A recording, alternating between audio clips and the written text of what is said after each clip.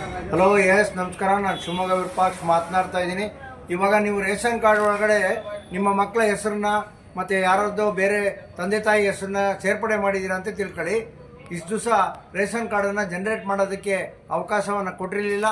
ಮೊನ್ನೆ ದಿವಸ ಅವಕಾಶ ಕೊಡಬೇಕು ಸರ್ಕಾರ ಅಂತಲೇ ಒತ್ತಾಯ ಮಾಡಿದ್ದಕ್ಕೆ ವಿಡಿಯೋ ವೈರಲ್ ಆಗಿತ್ತು. ಇವಾಗ ರೇಷನ್ ಕಾರ್ಡನ್ನು ಜನ್ರೇಟ್ ಮಾಡೋದಕ್ಕೆ ಅವಕಾಶವನ್ನು ಕೊಟ್ಟಿದ್ದಾರೆ. ನಿಮ್ದು ಯಾವ್ದಾರ ಹೊಸ ರೇಷನ್ ಕಾರ್ಡ್ ಅಂತ ತಿಳ್ಕೊಂಬೇಡಿ. ಇದು ಹಳೆ ರೇಷನ್ ಕಾರ್ಡಿಗೆ ಯಾರು ಹೆಸರನ್ನು ಸೇರ್ಪಡೆ ಮಾಡಿದ್ದೀರಾ ನಿಮ್ಮ ಮಕ್ಕಳದ್ದು, ಆ ರೇಷನ್ ಕಾರ್ಡನ್ನು ಜನ್ರೇಟ್ ಮಾಡ್ಕೊಬೇಕು. ಅದಕ್ಕಾಗಿ ನೀವು ಹಳೆ ರೇಷನ್ ಕಾರ್ಡನ್ನು ಮತ್ತು ನೀವು ಯಾವ ಹೆಸರನ್ನ ಎಂಟ್ರಿ ಮಾಡಿದ್ದೀರಾ ಆ ಅಕ್ಲಾನ್ಮೆಂಟನ್ನು ಈ ಥರ ಅಕ್ಲಾನ್ಮೆಂಟ್ ತರಬೇಕಾಗುತ್ತೆ.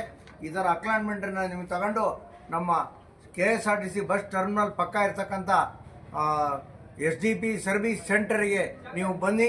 ಬರ್ಬೇಕಾದ್ರೆ ನಿಮ್ಮ ಆಧಾರ್ ಕಾರ್ಡಲ್ಲಿರೋ ಮೊಬೈಲನ್ನು ತಗೊಂಬಂದರೆ ನಾವು ರೇಷನ್ ಕಾರ್ಡನ್ನು ಹಳೆ ರೇಷನ್ ಕಾರ್ಡನ್ನು ಜನ್ರೇಟ್ ಮಾಡಿಕೊಡ್ತೀವಿ ಅಂತ ಹೇಳ್ತಾ ಇದ್ದೀನಿ.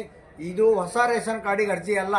ನೀವು ತಪ್ಪು ಅಭಿಪ್ರಾಯನ ತಿಳ್ಕೊಂಬೇಡಿ. ನಾನು ಹಾಕಿದ ತಕ್ಷಣವೇ ಈ ವಿಡಿಯೋವನ್ನು ಎಲ್ಲರಿಗೂ ಶೇರ್ ಮಾಡಿ. ಯಾರು ಹೊಸದಾಗಿ ಸೇರ್ಪಡೆ ಮಾಡಿದ್ದೀರಾ ರೇಷನ್ ಕಾರ್ಡಿಗೆ, ಹೊಸ ರೇಷನ್ ಕಾರ್ಡನ್ನು ತಗೊಂಡು ನಿಮ್ಮ ಮಕ್ಕಳಿಗೆ ಅಕ್ಕಿಯನ್ನು ಅಲಾಟ್ಮೆಂಟ್ ಮಾಡಿರ್ತಾರೆ, ಅದನ್ನು ತಗೊಬೇಕು ಅಂತೇಳಿ ನಾನು ಶಿವಮೊಗ್ಗ ವಿರೂಪಾಕ್ಷ ವಿನಂತಿಯನ್ನು ಮಾಡ್ಕೊತೀನಿ. ಈ ವಿಡಿಯೋವನ್ನು ಎಲ್ಲರಿಗೂ ಶೇರ್ ಮಾಡಿ. ನಮಸ್ಕಾರಗಳು.